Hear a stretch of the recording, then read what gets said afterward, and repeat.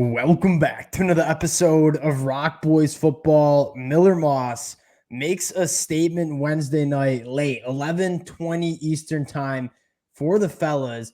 Not going to miss talking about giving an instant reaction to the USC Trojans and Miller Moss having a phenomenal night on the offensive side of the football. I want to talk about what we saw.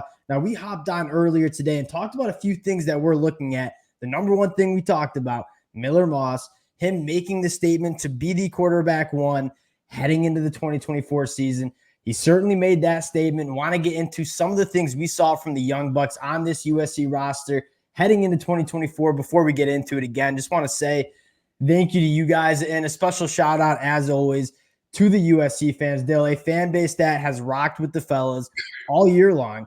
The highs, the lows, the amount of support, the amount of fight-ons in the comment section. Cannot thank you guys enough. If y'all do enjoy the content, consider subscribing to the channel. More importantly, would love to hear how you guys are feeling in the comment section. Dale, I'm going to give you the floor here. Start with this USC offense. Miller Moss, how we feeling? I mean, you saw for a guy coming into his first start, a guy who was very in control. And I feel like that's kind of the rare thing. You see a lot of the really talented quarterbacks make kind of those really talented plays in their first start or early in their career. But I don't think you see a guy just operating offense that effectively with that much composure, staring down the heat of pressure and just making the throws he needed to make and really only having one bad mistake, honestly. And what I love most, I mean, this is the first thing I have in my notepad. I've taken notes during the game here, was how he responded to adversity. I mean, the first drive of the game, you go 3-and-out, Louisville goes right down the field, scores 7-0. Miller Moss responds with multiple touchdown drives. And then in the second half, you throw that interception. It starts getting a little bit more hairy after you felt like you were in control the whole game. What's he do the next drive? Responds with another touchdown pass. I mean, you're talking about a guy that just went 22 of 33 for 372 yards, 6 touchdowns, only 1 interception. I think it's worth noting this Louisville defense that didn't have any opt-outs was a defense that only allowed 21.3 points per game. That was 24th in the country. They only allowed 28% third down conversions. That was number 6 in the country. The second best red zone team in the country on defense, and only allowing a 55% completion percentage to opposing quarterbacks. That's number 10 in the country. Dill, you're talking about Miller Moss putting on a kind of record-setting performance against one of the better defenses that we've seen all year. It just, again, extremely impressive. And in his first start, there's not enough you can say. Again, I thought just really almost perfect. One play that you really would want to have back, but other than that, there's nothing I think you can really complain about. And frankly, to go out there and just, again, I think the big thing was, you're right, responding to adversity, huge, but just being able to be that calm, just nothing rattled. Yeah, that's the next thing I have in my notes. It's a Miller Moss, and we said this morning. I think people kind of forget Miller Moss was a top 100 national recruit coming out of high school. He had the talent that you need to excel at the college football level at the quarterback position. You saw those big time throws. I mean, he made some phenomenal throws, but the thing that stuck out to me the most is the balls were coming out on time. The balls were coming out with anticipation. On third downs, he was phenomenal. And most importantly, he played within the offense. And that's something that hasn't always happened at USC on the offensive side of the football the last 2 years. And as talented as Caleb Williams was one of the more fun players to watch at the college football level. The one knock on him was maybe trying to do a little too much. What we saw with Miller Moss was someone who played within the offense, made the throws that were there, and then let his pass catchers make plays for him. And those young pass catchers stepped up in a massive way for Miller Moss. Yeah, I mean, Jacoby Lane, obviously, that was the guy who, and you've seen some other things, obviously, Branch and a little bit of Deuce Robinson for sure all year, but to see Jacoby Lane step up like that and really put on kind of a dominant football performance, I thought, especially making contested catches and being able to complement a little bit what you see with Zachary Branch, who, again, very effective in space. I don't think that's even needs to be said anymore. We all know what he's got, but to see a Jacoby Lane kind of have that sort of diverse skill set that you can throw into this offense and do some things different.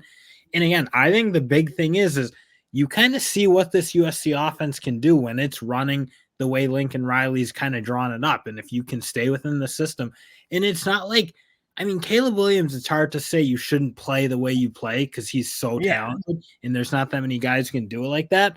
But you also did see them get into trouble with some of that chaos and taking big sacks and making some of those mistakes you can't make.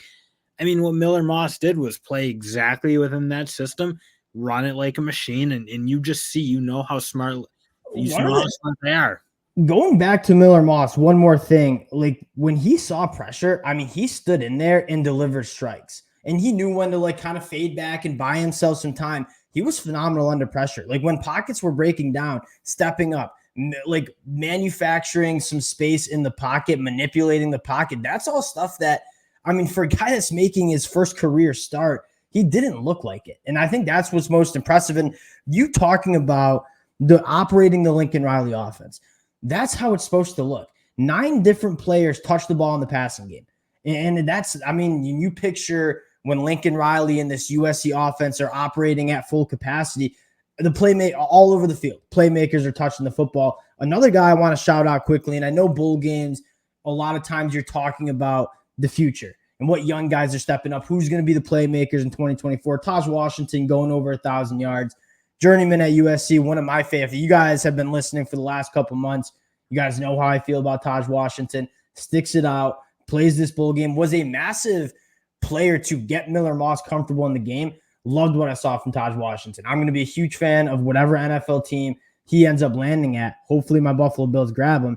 Dill, another guy that I want to give a shout out to, Mekhi Lemon, not only getting it done in the middle of the field, making some massive catches at massive points in the game, but what he did blocking on the perimeter. Like you saw a little bit of juice and some energy from this USC offense that from the young guys, I think you're really excited about what you're going to see in 2024. And that's almost getting to like the bigger picture. What you noticed is you see like kind of a team rallying around themselves a little more than what you saw this year. And again, we've kind of talked about it. When you have those ultra stars like a Caleb Williams, sometimes I feel like some of the energy gets taken away from everyone else, or everyone else doesn't kind of bring that same juice because you kind of got your guy. It's like, well, who are we looking to? We're looking to you. It's like when you don't have that guy, everybody kind of brings it. And you saw it on special teams. I mean, I know they didn't cover kicks well every time, but when they made big plays, they were excited.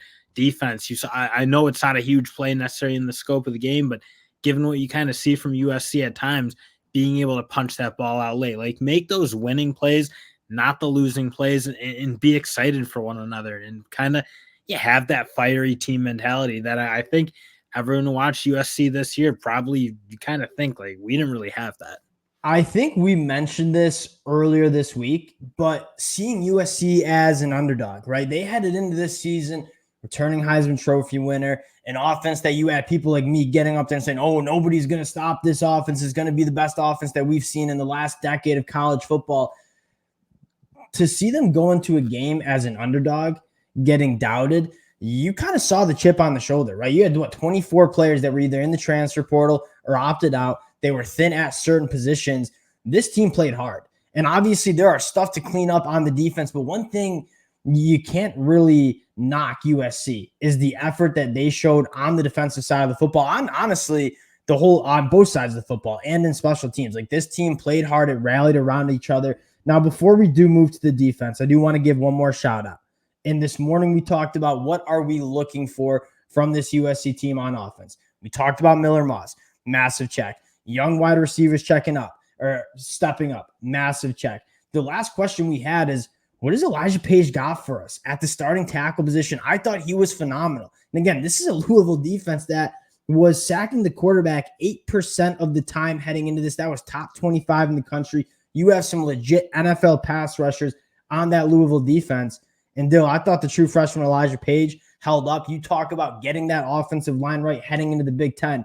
It looks like Elijah Page is going to be a centerpiece in that offensive line in 2024. And you're going to need that guy to look for, I think, in that unit and kind of take control and maybe be that tone setter. And I think you're right. To see him go play that well against guys like Ashton Gelati, who are very much prospects, and just look the part as that true freshman. Again, just huge. I thought the guys who needed to step up in this game, they did it. And that's really all you were kind of looking for USC. I mean, it's nice to get the win in the way they did, but I think at the end of the day, you wanted to see some of these guys play well. Miller Moss, obviously, a guy like Elijah Page, obviously some of these young guys in the secondary played really, really well as well. So just seeing that the young guys kind of play the way you kind of needed them to play. I said this earlier this morning, and I kind of regret saying it. I said, I don't really care what the scoreboard reads at the end of the day. I wanted to see good play from the young guys, the pieces that are going to be there in 2024. And someone in the comments said, pretty much, F that. I want to win this football game. And I kind of got to thinking to myself, like, I agree with that. Like, let's go out. I mean, this has been a rocky season where the confidence of this team and kind of learning how to win some of those tight games kind of got hurt. And I said, yeah, let's go out and win this game. 7.5-point underdogs against a Louisville team that just competed for an ACC championship, had 10 wins. And this is a Louisville team or a USC team that kind of had a roster that was depleted. And you said it while we were watching. They circled the wagons and won this football game. Now, getting to the defense, let's talk about some of the positives first. Prophet Brown, garbage holding penalty. I thought he was phenomenal. I thought Covington was really good. You saw them tackling on the perimeter. Some of those guys in the defensive back room tackling, and that was something we mentioned all the time. Missed tackles in the secondary at the second level was a massive problem. I thought they did a really good job tackling and playing in space today on the back end. Now, some of the negatives. One, you still see the poor assignment defense, right? And that's something that you know is going to get fixed with Dan Lynn. But in terms of holding contain, having contain on the edge, too many guys crashing, allowing the running backs to bounce out, too many bad run fits. And then one other thing that, Dill, we were kind of talking about in the game that they got to get cleaned up. They have difference makers up front. Bear Alexander, I think, will be one of the better defensive linemen in the Big Ten next year. They need to do a better job of shooting gas, but in a more controlled way. I think Joe Klatt kind of hit the nail on the head in terms of you see these flash plays from this USC team where it's like, oh, this defense is maybe turning the corner. And then you see them give up a blown assignment for a 20-yard chunk play. Those 20-yard chunk plays kill defenses. Those are the things that need to get cleaned up heading into 2024. I mean, that front seven desperately needs to start playing as a unit. I think you're kind of right. Like, you see the individual talent. I mean, Bear Alexander, like that play he made on that center for that negative play, you can tell that he's dripping with it, and that's pro level football. But you're right. You're just like, as a unit, they don't play together at all. They haven't played together at all. So I don't necessarily know why we would have thought it would have gotten cleaned up with kind of the same coaching staff in place, if you will. But that's what Dan Lynn's job is going to be. It's going to be getting everybody on the same page. I thought the effort from the secondary was good. I mean, you still see moments of actual play that need to get cleaned up, but it looked like they were engaged. They were tackling. They were being physical, doing some of the things I think you didn't really see from the unit all year. But again, you're kind of right. At the end of the day, it's just not playing enough team defense, and that has to get cleaned up. I think it will with Dan Lynn, but that will be their challenge moving into 24. I forget who said it, Joe Klatt, Gus Johnson. One of them said it, and again, I thought it was a nice addition, and they were describing the Louisville defense, and they said something along the lines of the whole is better than the sum of the parts, right? A Louisville defense that doesn't necessarily have a ton of NFL talent, but play together as a unit, and that's kind of resulted in a top 25 defense that you saw in the country this year. I want USC to be described as that in 2024.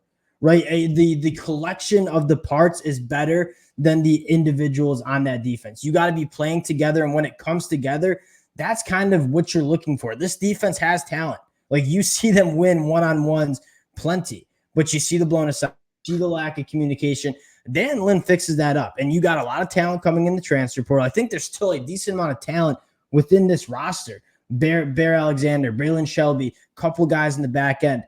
If Dan Lynn can fix this up, and Miller Moss continues the momentum going into 2024, and we'll have another conversation about the quarterback room for USC.